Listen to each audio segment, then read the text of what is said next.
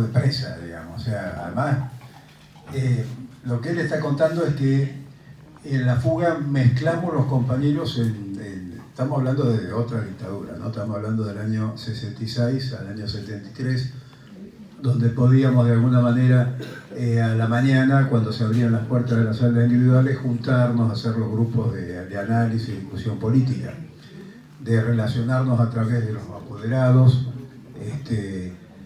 y de los familiares. Obviamente la dictadura del 76 al 83, campos de concentración, genocidio, terrorismo de Estado, impensable. Pero esa posibilidad realmente es la que permitió planificar la fuga.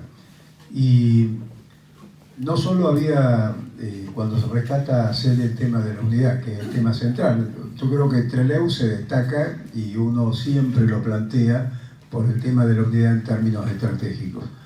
Y lo que intentamos, como siempre repetimos los compañeros que quedaron, que pasaron esa experiencia, que son muchos, porque del primer y segundo grupo y de los compañeros que estuvieron en el grupo de apoyo externo, yo soy el único sobreviviente, pero había 130 compañeros en total, que son los que garantizan el control del penal.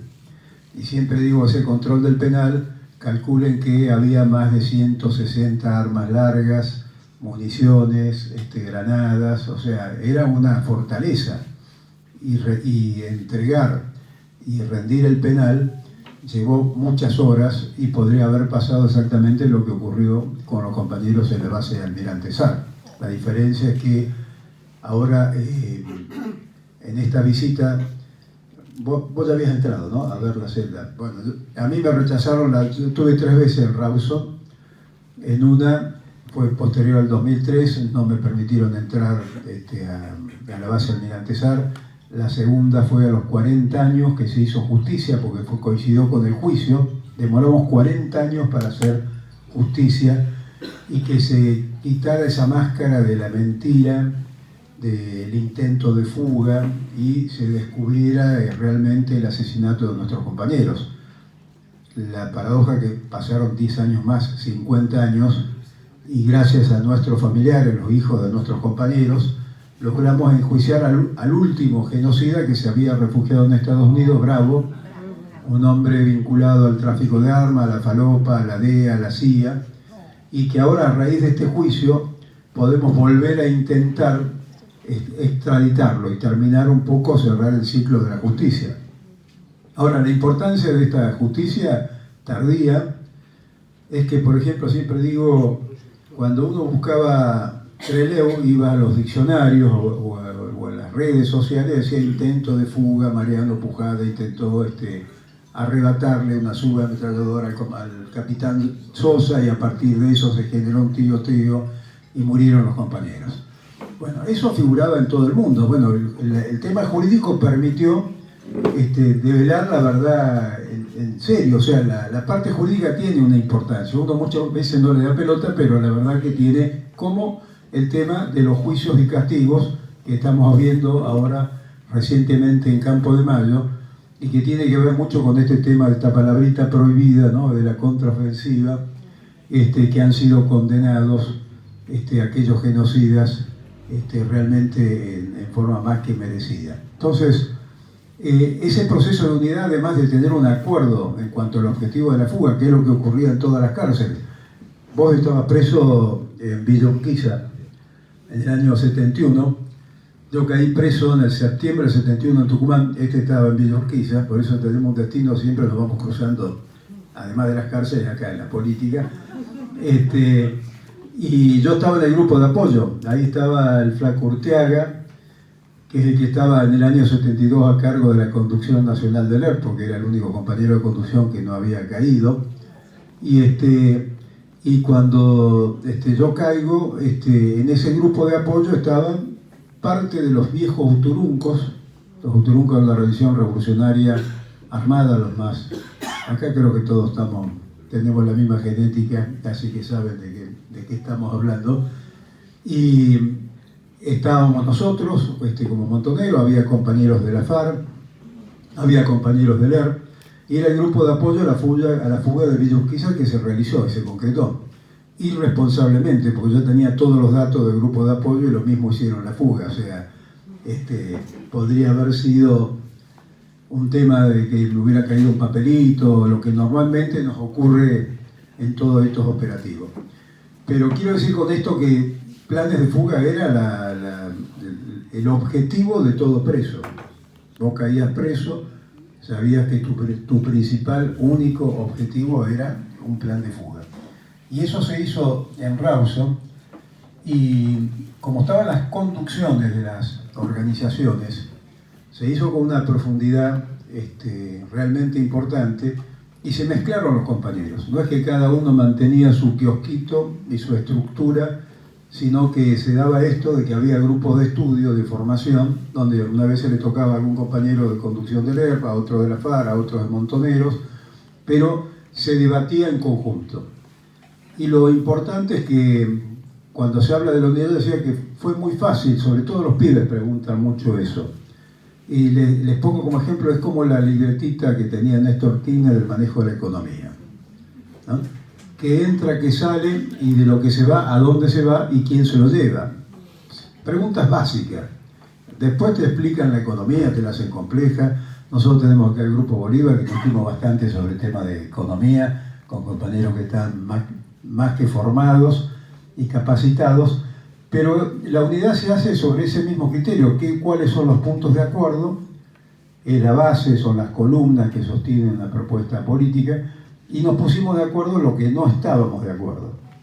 Y en lo que no estábamos de acuerdo dijimos que entre la realidad concreta de los temas concretos de nuestro pueblo y de la práctica, que van a enriquecer y nos va a decir cuál verdad relativa está más cerca de uno y que otro. Así de sencillo. Y cuando uno traslada 50 años después del 22 a la situación actual, el tema central que nos pasa, que nos ocurre a nivel de campo nacional y popular, es casualmente la unidad. Entonces tenemos mucha profundidad y trabajo político. Yo vengo los últimos años de la Patagonia, y siempre digo que Clemente Onelli, Jacobás y Ramos Mejía, estoy hablando de los pueblitos de la estepa que recorren el tren patagónico, hay compañeros. Y lo que no tenemos ahí, y lo que los compañeros sienten, no tienen una estructura de conducción ni una estructura de unidad centralizada. Sí hay liderazgo indiscutible acá en estas jornadas con el tema de Cristina. Los que tengan dudas es porque no miran la realidad, digamos, ¿no? Pero falta una conducción y falta una unidad de cada uno de esos grupos que existen por miles. Cada vez aparece en una movilización, creo que a todos nos pasa, que vemos una bandera nueva y decimos, ¿y eso de dónde viene? O se desprendieron de alguna agrupación o hay un grupo nuevo que surge. Eso es espectacular porque, digamos, genera a nivel del campo nacional y popular una riqueza enorme.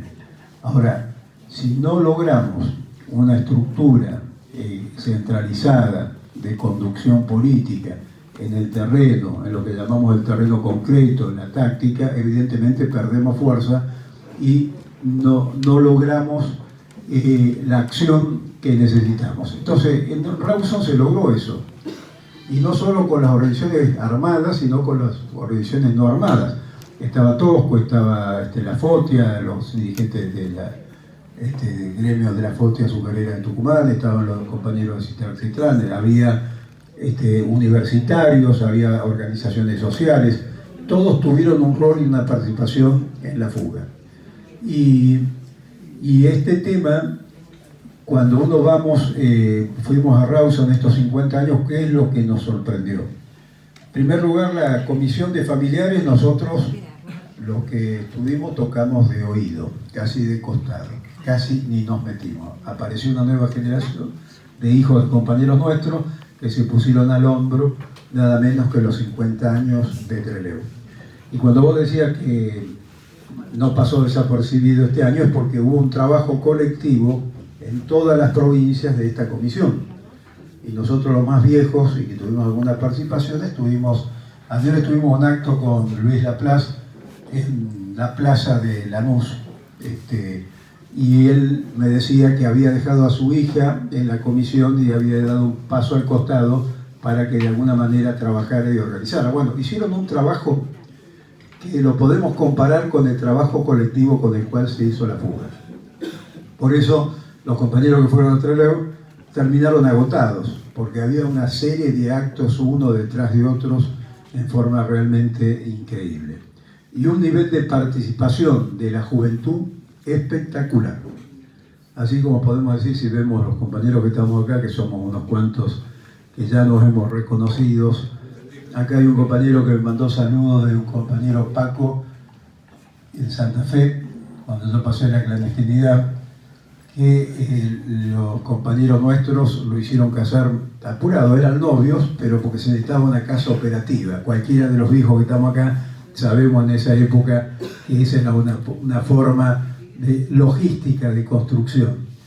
Y bueno, en esa casa yo pasé la clandestinidad del año 69 en un conflicto ferroviario y estuve ahí como 2 meses refugiado en esa casa de Santa Fe, y venía la suegra a limpiarle la casa al nene que se había casado. Entonces me pasaba de 9 de la mañana hasta las 12 del mediodía debajo de la cama, porque no tenía otra alternativa. Así que bueno, ahí con el compañero que me traía saludos, el Paco, que ahora está en Corrientes, se van juntando todas esas pequeñas historias que nos pertenecen en común a todos nosotros. Pero volviendo al tema de la unidad, queda claro que el legado de Trelew pasa fundamentalmente por el tema de la unidad.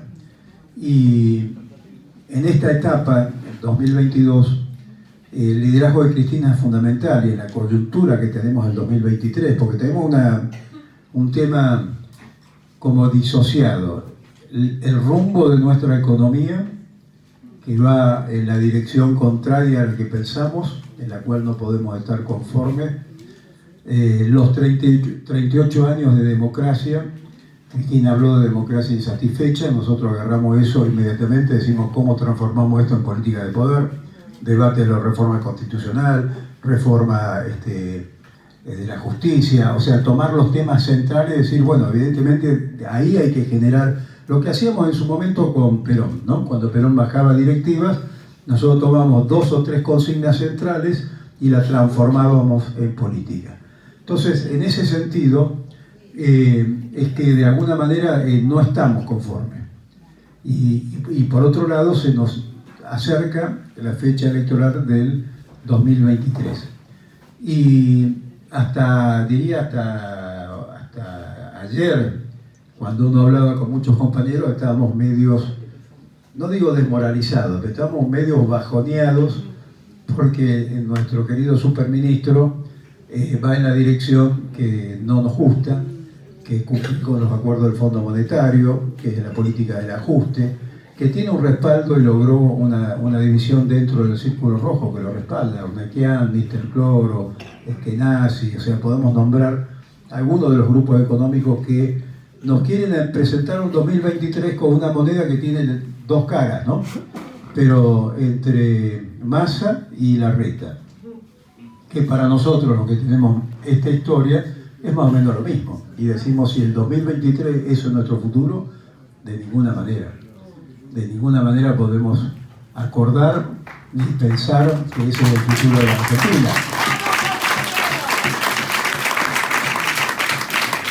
Bueno, ahora que tienen 5 o 10 minutos, así que la vamos a poner, si se puede poner, hay que poner.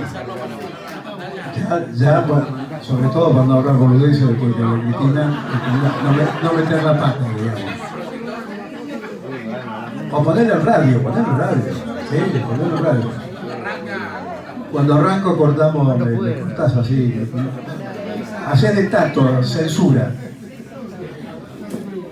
No, pero digo, este tema también lo vivimos en Trelew. Nos pasó algo llamativo. Ustedes saben que entre los abogados defensores estaba Amaya, un compañero del petizo Amaya, radical de origen, defensor político como Ortega Peña, Sinigaglia, González Garland, Mario Hernández, Eduardo Luis Dualde,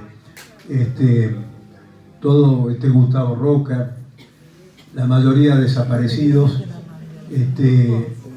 y había una escuela enorme que se construyó, esto es lo que decía la Vidal, nos caímos en la escuela pública, espectacular, espectacular, que tiene el nombre de él. Y el radicalismo organizó como parte de las jornadas de Trelew el homenaje a Maya. Y me encontré con que había un pibe viéndolo ahora, ¿no?, de 44 años. Yo digo pibe porque para mí en el 72, el hombre que tenía 44 o 45 años que corría con la escalera para llegar al avión era un viejo de 45 años. Ahora digo, este pibe, cómo cambia de acuerdo a cómo uno está ubicado en la pirámide etaria. Pero bueno, habló este correligionario del radicalismo de 45 años, habló muy bien, lo reivindicó a Maya y dijo: yo que estudié abogacía también en Buenos Aires no tenía la más punta idea que este hombre era de Trelew y cuál era su trayectoria. Y mi partido no lo reconoció nunca. Entonces, muy emocionado. Y me invitó a cerrar el acto con los radicales. Así que me agarró ahí de medio de offside, de sorpresa. Creo que salimos más o menos bien parados, porque el petizo lo conocíamos, y era igual que los compañeros, los abogados, cumplió el mismo rol en el tema de facilitarnos los encuentros para poder planificar la fuga. Pero inmediatamente después los secundarios de ese colegio nos invitaron a un aula a tener un debate. Y uno de los chicos, creo que tenía 17 años, la mayoría entre 16 y 18 años, yo le pregunto: bueno, ¿cómo te sentís en la Argentina de hoy? Y me dice: estoy como desorientado, la política es todo lo mismo, no resuelve los temas, no tengo una idea de qué hacer, y algunos de mis hermanos se plantea irse del país. Es decir, sin una esperanza, pese a que estaba planteando una reunión de debate nada menos que en los hechos ocurridos en Trelew. Y después me tiró así a quemarropa: ¿y vos qué sentís? No qué pensás, sino qué sentís. Y le digo: bueno, siento lo mismo que vos, nada más que tengo 74 años, vos tenés 16. Quiere decir que todavía hay una lucha, que la lucha continúa, ¿no?, que hay que seguir planteando, resolver estos temas, porque lo que te está afectando a vos es lo que nosotros todavía intentamos resolver y seguir militando para encontrar las respuestas a eso que te ocurre. El nivel político de Trelew realmente impresiona, y tiene que ver con esto que vos decías, lo que significó Trelew en nuestro país. Trelew definió un compañero nuestro de conducción que siempre lo contaba, que era Carlón Pereira Rossi. Él decía que era de la juventud de Merlo y que cuando ocurrieron los hechos de Trelew tomó conciencia que debía hacer algo más y comprometerse. Que estaba, según sus palabras textuales, en la boludez. Era de la JP. Tenía en ese momento 18 años. Y se definía como que estaba en la boludez, ¿no? Entonces, yo creo que eso decantó en la pertenencia, en la participación a un montón de compañeros de esa generación, de nuestra generación, que nos llevó a una militancia y un compromiso político concreto. Y ahora lo que vimos 50 años después, que esas nuevas generaciones interpretan en esos hechos la misma realidad.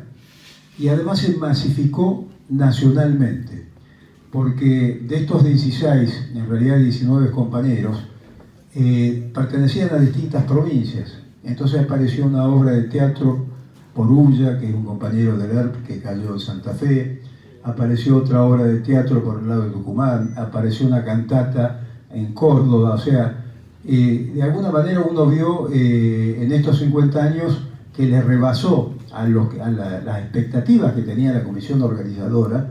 No había alojamiento, no sé si alguno fue, pero no había alojamiento. Muchos que quisieron viajar sin prever el alojamiento no lo pudieron hacer.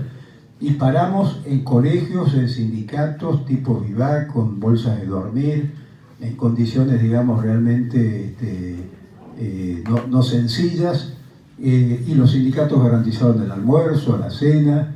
Realmente fue muy importante y conmovedora, digamos, la presencia de ese pueblo que obviamente estamos eternamente agradecidos, ¿no?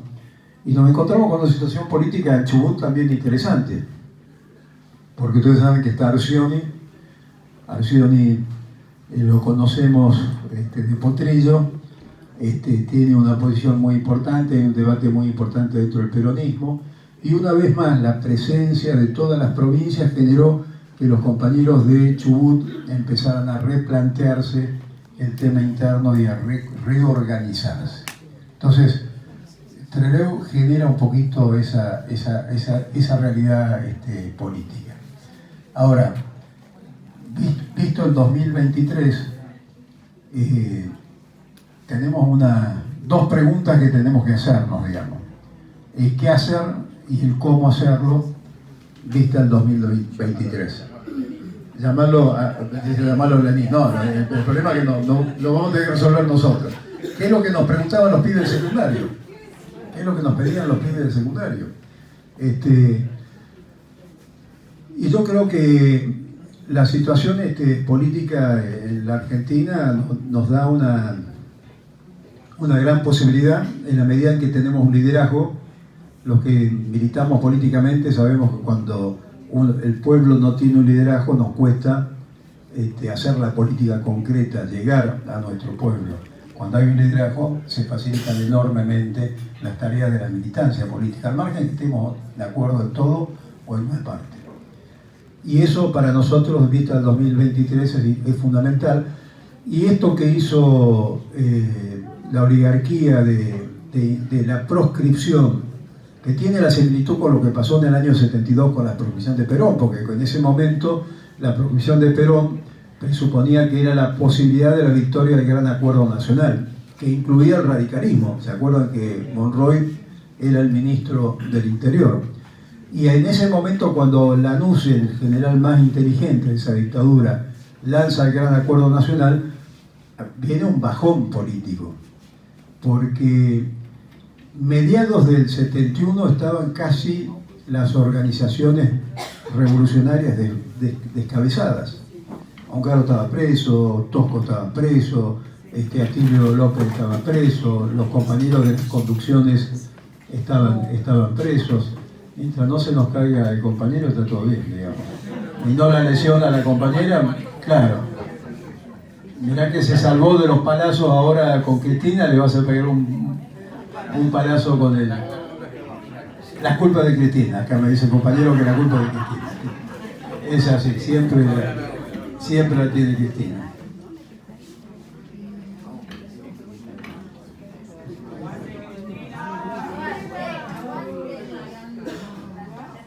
La vamos siguiendo, ¿no? Si habla. Bien.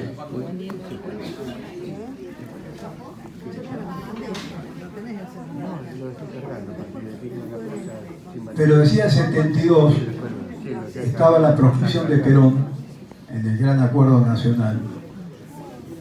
Y cuando nosotros nos planteamos el tema de la fuga, se genera un debate en los compañeros, porque ya la dictadura estaba en retroceso.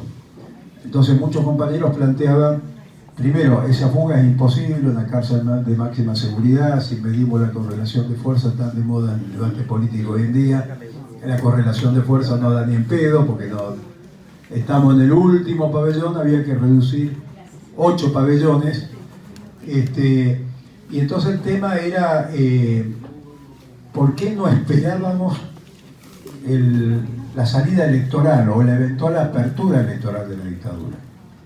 Y nosotros decíamos en la discusión interna y sacamos un documento que se llamaba el Valido de Rawson, ¿te acordás?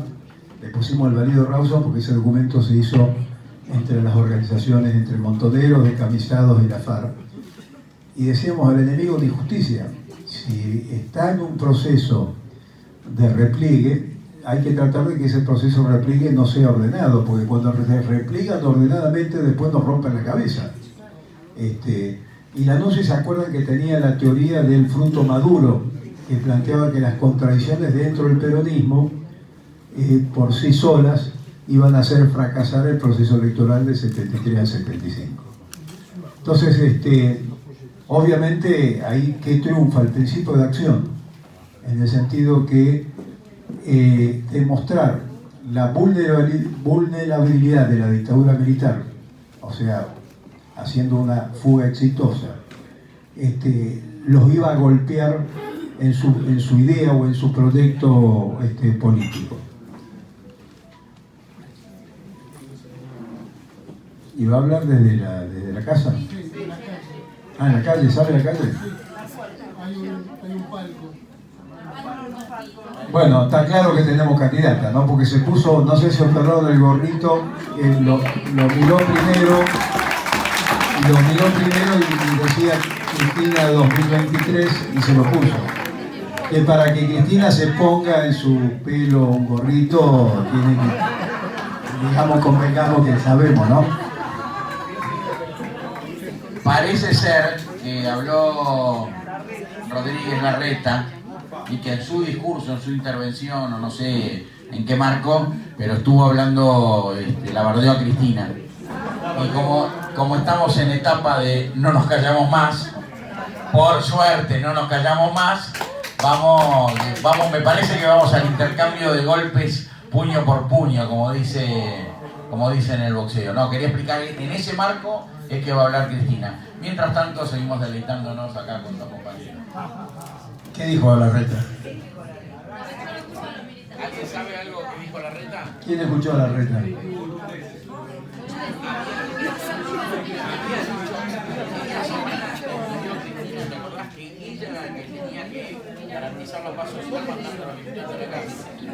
Sí, ellos construyen el relato y después se les da vuelta y encima después nos critican porque es realmente el mundo al revés.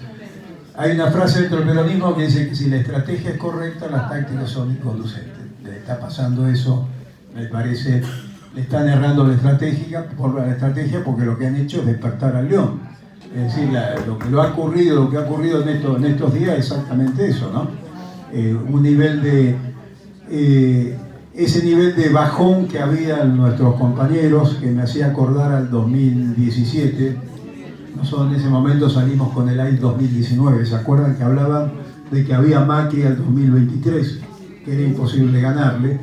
Nosotros levantamos la bandera del AI 2019 en ese momento con Alberto Rodríguez Sá, con compañeros a nivel sindical, con las universidades, y se recuperó esa mística, ese entusiasmo necesario dentro del movimiento nacional. Bueno, ahora con esta agresión a Cristina, creo que hablando con los compañeros, hay otra mística, ¿no? Hay otra épica, que es la que de alguna manera tenemos que tratar de aprovechar, impulsar y profundizar. Y la proscripción y estas vallas que pusieron, salvando las distancias, porque antes levantaban los puentes, estas son pequeñas vallas que pusieron, es lo que desató esta concentración, ¿no? Porque vinieron de distintas plazas, estaba descentralizado la acción, la concentraron nada menos que ahí en lo que están sufriendo hoy en día con el humo del choripán que decías vos. Además, después de las 6:30, 7 empezaron a llegar compañeros del conurbano, organizados, o sea, grupos de La Plata, grupos de compañeros de distintos lugares del conurbano. Y en realidad lo que sucedió hoy, está bien, estamos todos contentos, ahora Cristina le va a meter un par de cachetazos, pero la verdad que es de una gravedad inusitada. Este tipo, en términos estrictos, la puso en prisión domiciliaria, porque ella para salir de la casa durante 12 o 14 horas tenía que pedirle permiso a la policía de la ciudad. Y bueno, veremos cómo se desarrollan los acontecimientos, pero en principio uno estaba bastante amargado diciendo ¿qué hace nuestro gobierno que no pone, no sé, gendarmería o lo que sea, o policía federal, porque es la vicepresidenta? Hay que abstraerse de que es nuestra jefa. Lo de los pibes no se lo quieren nada. Acá no. Conmigo no, varones. Arriba, están arriba.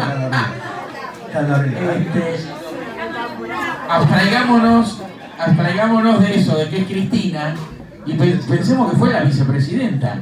Y la tuvieron 12 horas de rehén. Por suerte ahora terminó y vamos a ver cómo sigue. Sí, también llegó Kicillof con un par de ministros y los detuvieron a Cristina López Rodríguez y tuvieron un par de